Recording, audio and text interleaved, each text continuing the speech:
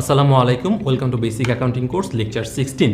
আমরা lecture 13, 14, lecture 15 এগুলোতে আমরা অ্যাডজাস্টিং এন্ট্রিজ করেছি এবং আমরা অ্যাডজাস্টিং এন্ট্রিটাই কন্টিনিউ করছি। আমরা লাস্ট দুইটা লেকচারে আমরা প্রিপেড এক্সপেন্স এবং আনআর্নড রেভিনিউর অ্যাডজাস্টিং এন্ট্রি দেখেছিলাম। এই লেকচারে আমরা সর্বশেষ দুইটা অ্যাডজাস্টিং এন্ট্রি দেখব, একটা হচ্ছে অ্যাক্রুড এক্সপেন্স, একটা হচ্ছে অ্যাক্রুড রেভিনিউ। সো অ্যাক্রুড এক্সপেন্সের ক্ষেত্রে আমি বলেছিলাম অ্যাক্রুড এক্সপেন্সটা হচ্ছে আপনি অলরেডি সার্ভিসটা নিয়ে নিয়েছেন বাট আপনি টাকা দেননি, সো আপনার একটা লায়াবিলিটিস ক্রিয়েট হয়েছে।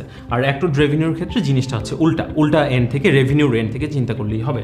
সো এখানে যে মজার ব্যাপারটা হচ্ছে আমরা প্রিপেড এক্সপেন্স এবং আনআর্নড রেভিনিউর ক্ষেত্রে দেখেছিলাম যে অ্যাডজাস্টিং এন্ট্রিটা দুইটা এন্ড থেকে চিন্তা করতে হয়, যেটাকে আমরা রেগুলার মেথড, এক্সেপশনাল মেথড বলেছিলাম, তাই না? এবং বলেছিলাম যে অ্যাডজাস্টিং এন্ট্রিটা কী হবে ডিপেন্ড করবে ইনিশিয়াল এন্ট্রি কী দিয়েছিলাম তার উপরে। বাট অ্যাক্রুডের ক্ষেত্রে এই ঝামেলাটা নাই।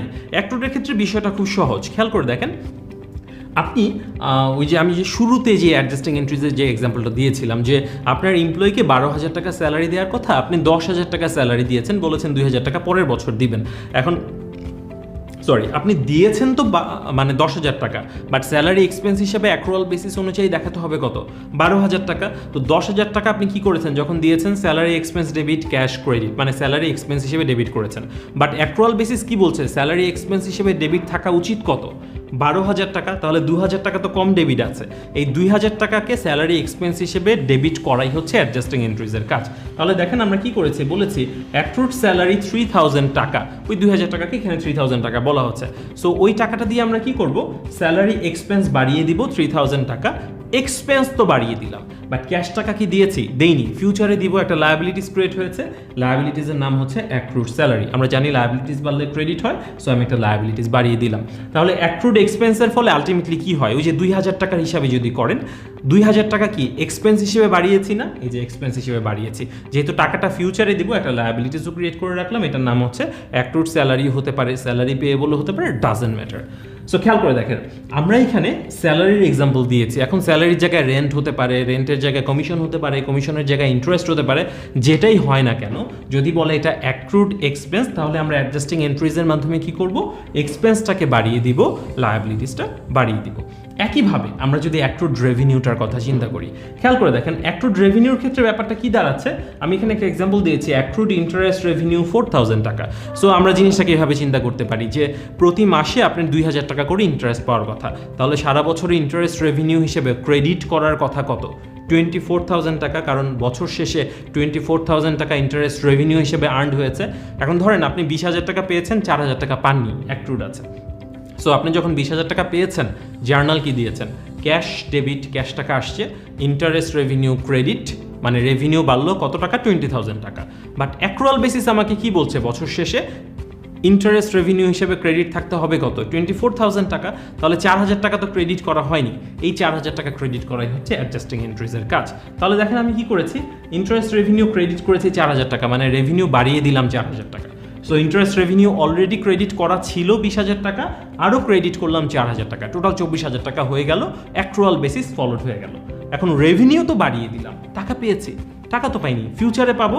সো ফিউচারে যেটা পাই সেটা তো আমার জন্য একটা অ্যাসেট হয়। সো আমি একটা অ্যাসেট বাড়িয়ে দিলাম, অ্যাসেটটার নাম হচ্ছে অ্যাক্রুড ইন্টারেস্ট রেভিনিউ অথবা ইন্টারেস্ট রেভিনিউ রিসিভেবল, অনেক নামই আপনারা বলতে পারেন। তাহলে আমরা যদি একটু সামারি করি, খেয়াল করে দেখেন অ্যাক্রুড এক্সপেন্স আপনার জন্য এক্সপেন্স, অ্যাক্রুড রেভিনিউ আপনার জন্য রেভিনিউ।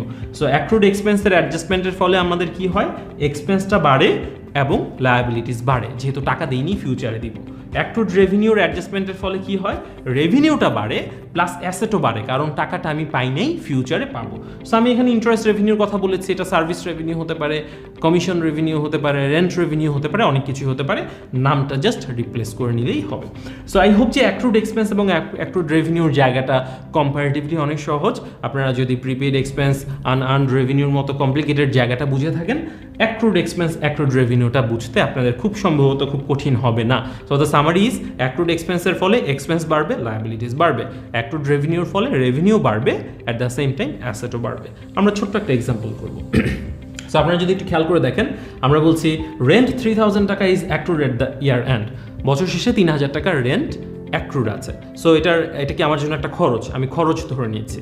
সো আমি কি খরচ বাড়াবো আর লায়াবিলিটিস বাড়াবো। So the adjusting entry will be rent expense debit accrued rent credit. আচ্ছা, কমিশন 5,000 টাকা is accrued at the year end, same জিনিস, commission expense debit, accrued commission credit. আর এটা যদি আপনি রিসিভেবলের এন্ড থেকে চিন্তা করেন, আপনি যদি ধরেন যে কমিশনটা আপনি আর্ন করেছেন মানে রেভিনিউ হয়েছে, তখন অ্যাক্রুড রেভিনিউর এন্ট্রি দিবেন, বাট কিছু বলা না থাকলে আমরা এক্সপেন্স হিসেবে ধরে নিতেই পছন্দ করি। আচ্ছা, লাস্ট ওয়ানটা আবার অ্যাক্রুড রেভিনিউর এক্সাম্পল, সার্ভিস রেভিনিউ 10,000 টাকা is accrued at the year end. So আপনার রেভিনিউ অ্যাক্রুড আছে, অ্যাক্রুড থাকলেও সেটাকে আমরা রেভিনিউ হিসেবেই ধরে নিব। সো আলটিমেটলি কী করবো, রেভিনিউ বাড়াবো, অ্যাসেট বাড়াবো। So accrued service revenue debit, asset বাড়লো, সার্ভিস রেভিনিউ ক্রেডিট, রেভিনিউ বেড়ে গেল। সো এইভাবে করে আপনারা যদি অ্যাক্রুড রেভিনিউ আর অ্যাক্রুড এক্সপেন্সের অ্যাডজাস্টিং এন্ট্রিগুলো একটু প্র্যাকটিস করেন, দেখবেন যে এই জায়গাটাও সহজ হয়ে যাবে। সো সোফার আমরা কোন জায়গাগুলো নিয়ে আলোচনা করলাম, এটি হচ্ছে আমার অ্যাডজাস্টিং এন্ট্রিজের শেষ জায়গা, আলোচনার শেষ জায়গা, বাকিটা আপনাদেরকে প্র্যাকটিস করতে হবে। সো আমরা কোন জায়গাগুলো নিয়ে আলোচনা করেছি, আমরা প্রিপেইড এক্সপেন্স নিয়ে আলোচনা করেছি, আনআর্নড রেভিনিউ নিয়ে আলোচনা করেছি, অ্যাক্রুড রেভিনিউ, অ্যাক্রুড এক্সপেন্স নিয়ে আলোচনা করেছি। রিমেম্বার, এই চারটা হচ্ছে অ্যাকাউন্টিংয়ের মেজর ক্যাটাগরির adjusting entry.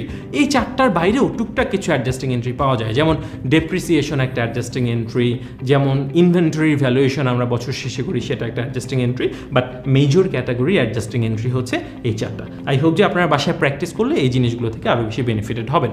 So thank you সবাইকে, ভালো থাকেন।